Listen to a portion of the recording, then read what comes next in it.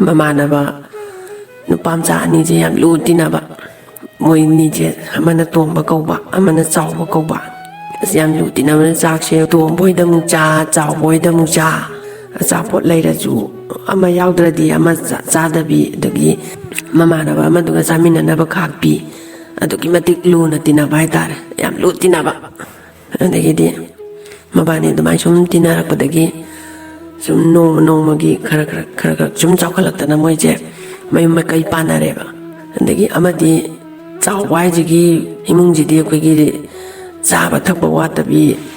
ꯌꯥꯝ ꯀꯥ ꯍꯦꯟꯅ ꯅꯨꯡꯉꯥꯏꯇ꯭ꯔꯁꯨ ꯑꯗꯨꯝ ꯃꯌꯥꯏ ꯑꯣꯏꯔꯞꯅꯗꯤ ꯅꯨꯡꯉꯥꯏꯕ ꯑꯗꯒꯤ ꯇꯣꯝꯕ ꯍꯥꯏꯁꯤꯅ ꯅꯪꯕ ꯑꯉꯥꯡ ꯑꯣꯏꯔꯤꯀꯥꯟꯗꯗꯤ ꯈꯪꯗꯕꯗꯤ ꯃꯥꯅ ꯅꯪꯉꯤ ꯑꯩꯅ ꯏꯅꯥꯛ ꯈꯨꯜꯂꯤ ꯈꯣꯠꯂꯤ ꯍꯥꯏꯕꯒꯤ ꯋꯥꯈꯜꯁꯦ ꯂꯩꯅꯗꯕ ꯃꯕꯥꯅꯤꯁꯦ ꯑꯗꯨꯒꯗꯤ ꯁꯨꯝ ꯅꯨꯄꯤꯒ ꯊꯤꯅꯔꯀꯥꯟꯗꯗꯤ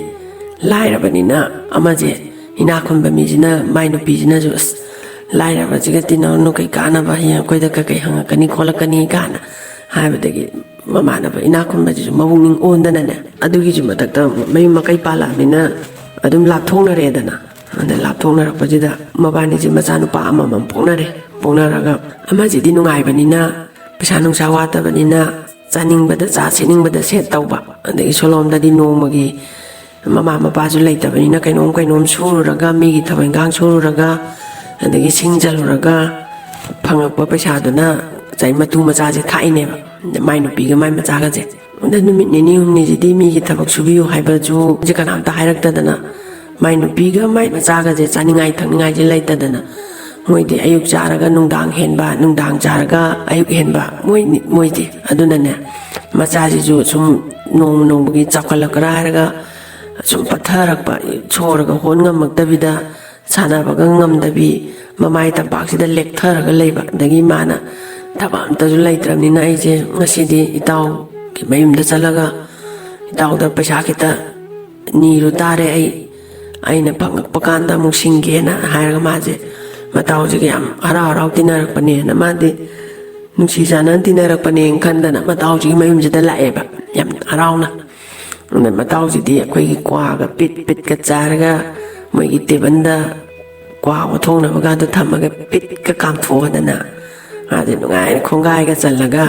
ꯍꯥꯏꯐꯦꯠꯀ ꯉꯥꯊꯕꯣꯏ ꯂꯥꯛꯊꯕꯣꯏ ꯇꯧꯔꯒ ꯂꯩꯀꯥꯟꯗ ꯉꯁꯥꯏ ꯃꯇꯥꯎ ꯂꯥꯏꯔꯕꯁꯦ ꯂꯥꯛꯄꯁꯤꯗ ꯃꯇꯥꯎꯁꯤꯅ ꯈꯜꯂꯦꯕ ꯑꯁ ꯂꯥꯛꯏ ꯐꯤꯕꯝꯁꯦ ꯄꯩꯁꯥꯒ ꯑꯃꯨꯛ ꯍꯪꯉꯗꯅ ꯑꯗꯨꯅ ꯃꯥꯅ ꯃꯕꯨꯛꯅꯤꯡꯁꯤꯗ ꯈꯟꯖꯩꯕ ꯈꯜꯂꯤꯉꯩ ꯃꯔꯛꯁꯤꯗ ꯃꯥꯅ ꯏꯇꯥꯎꯅ ꯀꯧꯔꯛꯄꯁꯤꯗ ꯍꯥꯎ ꯏꯇꯥꯎ ꯑꯁ ꯏꯇꯥꯎ ꯎꯗꯕ ꯀꯨꯏꯔꯦꯅꯦ ꯀꯩ ꯊꯕꯛꯀꯤ ꯂꯥꯎ ꯉꯥꯛ ꯂꯦꯡꯁꯤꯜꯂꯛꯑꯣ ꯒꯥꯏꯅ ꯍꯥꯏꯔꯒ ꯃꯇꯥꯎꯁꯦ ꯆꯪꯉꯛꯄꯁꯤꯗ ꯏꯇꯥꯎꯅ ꯂꯥꯛꯊꯣꯛꯇꯅ ꯂꯥꯛꯄꯕꯨ ꯀꯔꯤ ꯍꯥꯏꯒꯦ ꯍꯥꯏꯕꯁꯤꯗ ꯏꯇꯥꯎꯗꯒꯤ ꯑꯩ ꯀꯩꯅꯣꯝꯇ ꯅꯤꯒꯦ ꯂꯥꯛꯏꯅꯦ ꯍꯥꯏꯕꯗ ꯃꯥꯗꯤ ꯁ꯭ꯋꯥꯏ ꯂꯥꯎ ꯍꯧꯔꯦ ꯄꯩꯁꯥ ꯍꯥꯏꯔꯛꯑꯅꯦꯅ ꯄꯥꯈꯠꯇꯅ ꯑꯗꯩ ꯏꯇꯥꯎ ꯅꯆꯟꯅꯨꯄꯤꯒ ꯅꯆꯥꯅꯨꯄꯥꯒꯗꯣ ꯆꯥꯗꯕ ꯊꯛꯇꯕꯅꯅꯦ ꯄꯠꯊꯗꯅ ꯂꯩꯍꯧꯔꯦ ꯑꯩꯅ ꯍꯌꯦꯡ ꯐꯪꯉꯛꯄ ꯀꯥꯟꯗ ꯏꯇꯥꯎꯒꯤ ꯄꯩꯁꯥꯗꯣ ꯁꯣꯏꯗꯅ ꯁꯤꯡꯒꯦ ꯄꯩꯁꯥ ꯈꯤꯇ ꯄꯤꯌꯨ ꯑꯅ ꯍꯥꯏꯒꯦ ꯂꯥꯛꯏꯅꯤ ꯍꯥꯏꯕꯁꯤꯗ ꯑꯗꯨꯗꯤ ꯐꯝꯃꯔꯅꯨ ꯏꯇꯥꯎ ꯄꯩꯁꯥ ꯂꯩꯇꯦ ꯆꯠꯂꯣ ꯍꯥꯏꯅ ꯇꯥꯜꯂꯛꯑꯦꯅꯦ ꯑꯗꯒꯤ ꯃꯇꯥꯎꯁꯦ ꯃꯥꯅ ꯃꯣꯟꯗꯥ ꯅꯨꯡꯉꯥꯏꯅ ꯍꯔꯥꯎꯅ ꯏꯇꯥꯎꯗꯩ ꯄꯩꯁꯥ ꯍꯪꯉꯨꯔꯗꯧꯅꯤ ꯆꯥꯛ ꯄꯨꯈꯝ ꯑꯝꯇꯗ ꯆꯥꯃꯤꯟꯅꯔꯛꯄꯅꯦꯅ ꯁꯥꯗꯅ ꯂꯥꯛꯄꯗꯣ ꯃꯄꯤꯁꯤ ꯏꯔꯥ ꯆꯦꯜꯂꯒ ꯏꯀꯥꯏꯕꯣꯏ ꯁꯥꯎꯅꯤꯡꯕꯣꯏ ꯀꯞꯅꯤꯡꯕꯣꯏ ꯃꯥꯁꯦ ꯃꯈꯣꯡ ꯊꯥꯡ ꯊꯣꯛꯄꯣꯏ ꯊꯣꯛꯇꯕꯣꯏ ꯃꯣꯏ ꯌꯨꯝꯁꯤꯗꯒꯤ ꯊꯣꯛꯂꯛꯑꯒ ꯁꯨꯝ ꯂꯥꯛꯄꯁꯤꯗ ꯃꯌꯨꯝꯁꯦ ꯂꯥꯛꯄꯁꯤꯗ ꯑꯩꯈꯣꯏꯒꯤ ꯇꯞꯂꯛꯅ ꯃꯄꯤꯁꯦ ꯆꯗꯨꯝ ꯇꯥꯔ ꯀꯞꯄ ꯂꯥꯛꯄꯁꯤꯗ ꯍꯅꯨꯕ ꯆꯍꯤ 60-70 ꯁꯨꯔꯕ ꯑꯃꯅ ꯁꯤꯡꯕꯨꯜ ꯑꯃ ꯃꯀꯣꯛꯇ ꯊꯣꯡꯀꯠꯀꯦ ꯇꯧꯕꯁꯤꯗ ꯑꯅ ꯍꯦꯛ ꯁꯤꯡꯕꯨꯜꯁꯦ ꯍꯦꯛ ꯊꯣꯡꯀꯠꯂꯛꯄꯒꯅꯦ ꯍꯦꯛ ꯃꯀꯣꯛꯁꯤ ꯌꯧꯕ ꯉꯝꯗꯕ ꯑꯗꯒꯤꯗꯤ ꯃꯥꯅ ꯃꯄꯤꯗꯣ ꯃꯈꯨꯠ ꯌꯦꯅꯥ ꯑꯣꯏꯅꯥꯁꯤꯅ ꯁꯠ ꯇꯩꯊꯣꯛꯑꯒ ꯕꯕꯥꯒꯤ ꯌꯨꯝꯕꯨ ꯀꯗꯥꯏꯗꯅꯣ ꯕꯕꯥꯒꯤ ꯁꯤꯡꯁꯦ ꯅꯆꯥ ꯊꯤꯟꯖꯔꯝꯒꯦ ꯍꯥꯏ ꯑꯗꯩꯗ ꯍꯅꯨꯕꯁꯤꯅ ꯍꯔꯥꯎꯃꯟꯈꯤꯗꯅꯅꯦ ꯏꯕꯨꯡꯉꯣ ꯐꯔꯦꯗ ꯏꯄꯥ ꯌꯨꯝꯗꯤ ꯌꯥꯝ ꯅꯛꯏ ꯁꯤꯗꯅꯤ ꯁ꯭ꯋꯥꯏꯐꯥꯎꯁꯤꯗꯅꯤ ꯑꯝꯇ ꯊꯤꯟꯖꯟꯕꯤꯔꯝꯃꯣ ꯏꯄꯥꯗ ꯍꯥꯏꯔꯒ ꯃꯥꯅ ꯉꯁꯥꯏꯒꯤ ꯁꯤꯡꯁꯦ ꯐꯠ ꯂꯥꯎꯅ ꯃꯄꯥꯡꯒꯟꯗꯤ ꯀꯟꯕꯅꯤꯅ ꯅꯍꯥꯅꯤꯅꯅꯦ ꯁꯤꯡꯕꯨꯟꯁꯦ ꯊꯣꯛ ꯂꯥꯎ ꯊꯣꯡꯒꯠꯂꯒ ꯃꯥꯅ ꯂꯥꯛꯑꯒ ꯉꯁꯥꯏꯒꯤ ꯍꯅꯨꯕꯁꯤꯒꯤ ꯌꯨꯝꯁꯤꯗ ꯊꯝꯕꯤꯔꯦ ꯗꯣꯝ ꯂꯥꯎ ꯊꯥꯗꯕꯤꯔꯦ ꯑꯗꯒꯤꯗꯤ ꯍꯅꯨꯕꯁꯤꯅ ꯍꯥꯏꯌꯦꯕ ꯏꯕꯨꯡꯉꯣ ꯏꯆꯥꯕꯨ ꯀꯔꯤ ꯅꯨꯡꯉꯥꯏꯇꯕ ꯂꯩꯒꯦꯅꯦ ꯏꯆꯥꯒꯤ ꯃꯥꯏꯊꯣꯡꯗ ꯅꯨꯡꯉꯥꯏꯇꯕ ꯃꯃꯤ ꯑꯃ ꯇꯥꯏꯅꯦ ꯍꯥꯏꯅ ꯕꯕꯥ ꯀꯩꯁꯨ ꯇꯧꯗꯦꯗ ꯍꯥꯏꯌꯦꯕ ꯑꯗ ꯇꯧꯅꯨ ꯅꯄꯥꯒꯨꯝꯕꯅꯤ ꯑꯩꯁꯦ aduna ichana nungaitri maithongdo ipana ui ado nangna nungaitaba kari pendaba lege ipada hayo ipana mating pangba ngamboiradi ipa pangge kari kaidoragene hai adaida ngasai mana matawduda hairuba wahido ado hanubajida chamanana aina sumaina yam luna tinarakpani baba ada aina pirakadrana mai manakta mating kita pangbiyon chalubada leite chalona aije phamu hairambado pamba yaroi chalo thuna chakro sida yumjidagi pra chakrona aije talai adai kapning mangidana pije chadum taraga khoinina haurakpa khoinina tinarakpa dugi khallaga aije hairubane kai mangadana tawbani baba na haibida adugi damak toira dine bungo se ipadi namonda paisa piningai leite karimta piningai leite aduna ne ipagi yumjidagi ne ai tallam puthorake tanje yam thumba tanni si pairaga nang chalo se som awang pangna ne chalo awang pangna som chalo chigi lamben jidane som chako aduga iroi loibadane yum macha fajagraba yum macha ama leibani ba andane nupa ahum leramgani moi ahum dudane sigi tanje utlo aduga moina ne nungi chakri impirakane banangonda nungi chakri do achamba chakri nate adu puraga lao se ado thoda thokpa chakri ni moi piraka doido se tanje paisaloko har hoi baba hairaga maje tanje pairaga harau lai bra lai awang pangna lamben jida sum lai lamben je pichak pieba khong lambe langkatane ba leirisi andei duda maje sum lau je baba na haiba yumdu kyang wali jano ne na mana kanna sum lau jida sayum macha ji ureba urak pajida gidi heta khongdang do khrak kangkhat ba hai tare yongning bai mayai na andei duda maje bra changa ga thongje kana lagi adu da ga haiba nang dangai mati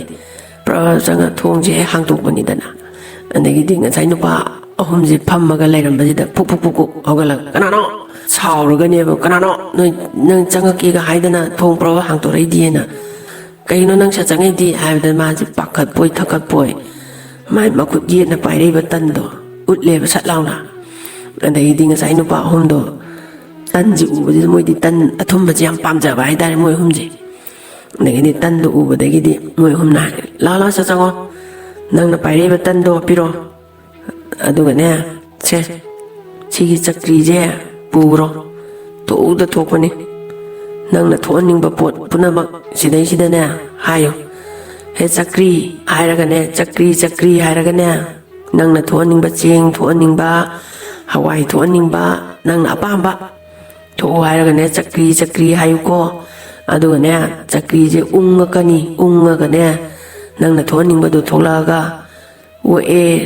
lephalage haiba kandada ne phi angang ba jina khunjalluko aduna tringai di adum unga leigani hairaga mana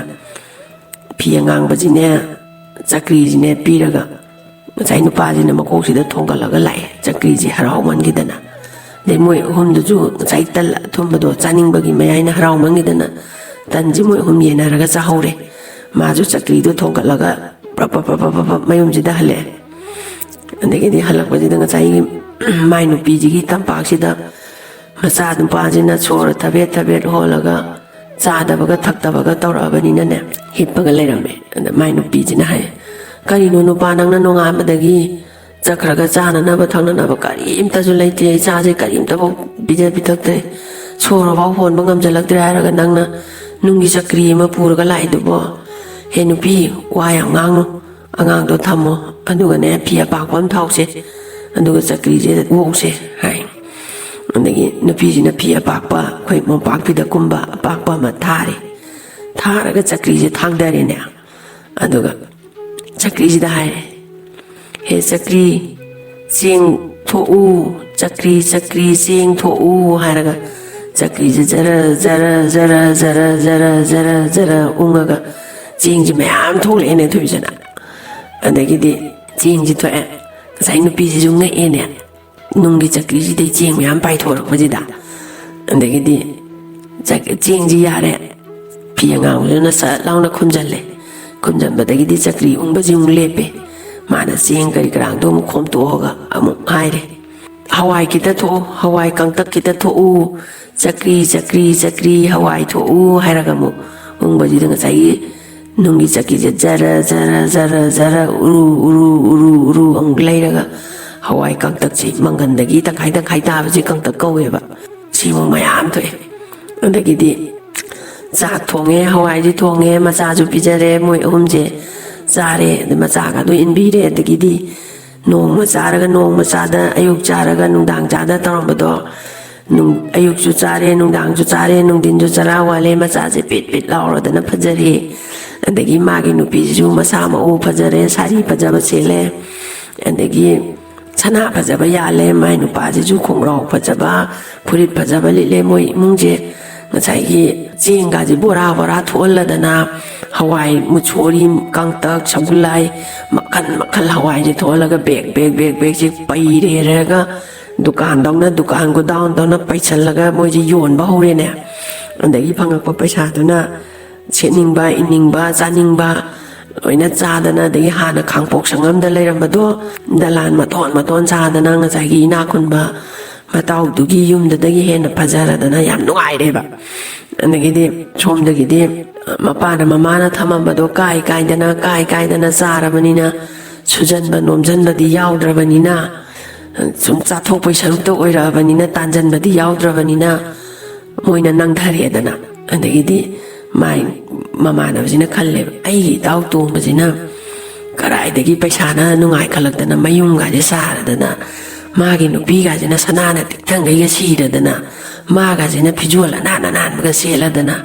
masi maktabu ibani tang yengu jira nupi yengu ji na haraga mabani je hongna ra lai matai nau se anu moi ji da change itao na anang bai matau ji phatta wakan khande pha da khan ba itao udo kuire da itao kari thabaki kari leirage ta koi thorai bola long hak tang jalo cha glass amamam takchi gana haidana chaga ji thai thangminare andagi di mai nupi jina khoi phamai je kuire chala ji nupa na haine ho chachi hare taw chalugi ge koi taw na haine phani taw ai sida sum lai jawrage haraga chai matai manau je halak bajida sai kai no ondi khangninga ga lak banina magi nupa sina he nupi nang chalamo ai sida ngak ta pandau gi haraga lehoraga ma je koi gi thongno magi marum jida ma ji tare ba ta ba jida ngasai kai no sidi matai manau sidi moi han grabani gi wakanda han gre sathre na as kai no nupa ngasi gi paisa na si sitlaba ando hayeng gi di hawai leite ando ching di yamna leiri do hawai do kitang thon ji je chakri do hairaga mabani na chakri hawai tho wairaga umba ji sai nupa ji na thongno gi marum ji da lo na yenga kaga u thokre ne uthokhe jai sinani dana moina nungai re cha aduna di chakri je hu da ya de haidana khandana madi somdagi ina khun lakpa matai manau je tumgi ba ngai raga madi chakri jang thang hu ge na mi somda humang sawe na thongnau ga do law na hang to ga hangsit lang na tummi kan du da lo na changa ga madi thongnau gi da songjala ga chakri je makok ta thongkala ga thong do hang te raga chakri do thongkala ga hurale e pur e ndagi di mayum ji da la ga he no pi chachi law na pinaron ka yom do kho to go yomo kai no nupa nang na nungi chakri ma nakok ta thongkala ga nang na phiron ro mo chachi hai do hai ai na ai ji ta nang na se tok cha do go in do na phinaron do kra yom jalo na cha nupa ji jo do ro andu chachi law hai andagi de nupi ji ju mai nupa na hai ra bani na ko phiron ma na se na cha na ba ani hum yom jalle andagi macha nupa do hok do e macha nupa gi se na cha na ba ani hum andagi mai nupa gi se na cha na ba ani hum ga poyo mama yo meraga moi hum je khoi gi samudra khongba ni da pra lai ne lak pa ni de moi hum tum chan ga da ba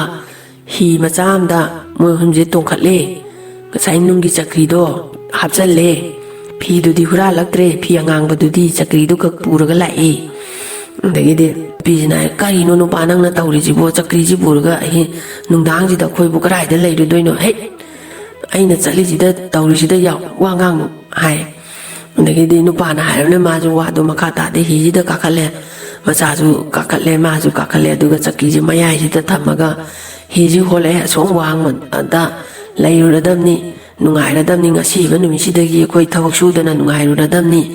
ga na ma tu ji da ma na hai da na tawri dai nupi kari no ma si nupa ji na tawri ji bo na khale ndagi di ꯍꯤ ꯃꯌꯥꯏꯁꯤꯗ ꯀꯩꯅꯣ ꯆꯀ꯭ꯔꯤꯁꯤ ꯊꯝꯃꯤꯅꯤꯗꯣ ꯑꯗ ꯃꯣꯏꯅ ꯃꯇꯥꯏ ꯃꯇꯥꯏꯁꯤꯗ ꯐꯝꯃꯤꯅꯤ ꯑꯗꯒꯤꯗꯤ ꯍꯤꯁꯤ ꯍꯣꯜꯂꯒ ꯏꯁꯤꯡ ꯏꯌꯥꯏ ꯌꯧꯔꯛꯄ ꯀꯥꯟꯁꯤꯗ ꯂꯥꯟꯊꯣꯛꯑꯒꯗꯁꯨ ꯍꯥꯏꯌꯨꯗꯅ ꯏꯁꯤꯡ ꯏꯌꯥꯏ ꯌꯧꯔꯀꯥꯟꯗ ꯆꯀ꯭ꯔꯤ ꯆꯀ꯭ꯔꯤ ꯍꯥꯏꯔꯒ ꯃꯥꯅ ꯃꯣꯏꯗ ꯆꯦꯡ ꯊꯣꯛꯎ ꯍꯋꯥꯏ ꯊꯣꯛꯎꯗꯤ ꯂꯣꯏ ꯊꯣꯛꯍꯧꯏ ꯑꯗꯨ ꯊꯨꯝ ꯊꯣꯛꯎ ꯌꯥꯕ꯭ꯔꯥ ꯌꯦꯡꯒꯦꯅ ꯃꯥꯅ ꯏꯁꯤꯡ ꯏꯌꯥꯏ ꯌꯧꯔꯀꯥꯟꯁꯤꯗ ꯆꯀ꯭ꯔꯤ ꯆꯀ꯭ꯔꯤ ꯆꯀ꯭ꯔꯤ ꯊꯨꯝ ꯊꯣꯛꯎ ꯆꯀ꯭ꯔꯤ ꯆꯀ꯭ꯔꯤꯅ ꯍꯥꯏꯕꯁꯤꯗ ꯍꯦꯛꯇ ꯆꯀ꯭ꯔꯤꯁꯤ ꯖꯔ ꯖꯔ ꯖꯔ ꯖꯔ ꯎꯔꯨ ꯎꯔꯨ ꯎꯔꯨ ꯎꯔꯨ ꯂꯩꯔꯒ ꯊꯨꯝꯁꯦ ꯍꯦꯛꯇ ꯄꯨꯡꯉꯧ ꯉꯧꯒꯩ ꯊꯣꯛꯂꯛꯑꯕꯅꯤꯅꯦ ꯊꯣꯏꯕꯤ ꯑꯗꯒꯤꯗꯤ ꯊꯨꯝꯁꯤꯅ ꯁꯨꯝ ꯖꯔ ꯖꯔ ꯊꯣꯛꯂꯛꯇꯅ ꯂꯦꯞꯄꯣ ꯍꯥꯏꯕꯒꯤ ꯃꯟꯇ꯭ꯔꯁꯨ ꯈꯪꯗ꯭ꯔꯦ ngасai phi angang badu hura laktrabnina phi angang duna kupsalladi lepa tawba adugadi thumjine heta jara jara jara jara jara jara tholaktana hi je pik thandana adagi ma su tongjalliba macha su tongjalliba matu su tongjalliba hi pikrabajida chai thumjina chakri ji ungingai thola benina ising yai jida iraknadana luptana sire moi nungai ningbrabu moi mungdu tummedana aduna samudra jida moi mapamcha mai nupi moi loina imungdu tummedana moi nungai ningbrabo aduna samudra do thumadum thokidana chakri do dum ung leigidana phi angang wa kupningai leitramnina dum thokidana thumhi jendana thumyak pi nga gana leirido aduni haiba ibo hoina samudra do ta chakri do dum ungaga lukhibada thum thoktana taurin nebema hai aduna moi ju nungai ningine dana moi ungdu loi tummedo lairaba matawdudi ngasai mayam thorabani nungai hai fana moidi leihore do moina sigare do aduni migi phatana ba tawba honade isana sura nomaga kupna tanna sendudi tungi nungai mingonda huralapa degi nirakpadudi wana tandrabani na sathokningi leithokningi thakthokningi wana tanbadudi khajik khajik tawraga khaira khaira tawbani na paisa do kupsalle adagi awabasu khange chen tanbagi aduna huran chinthi tawroidabani migi phatana ba tawba honade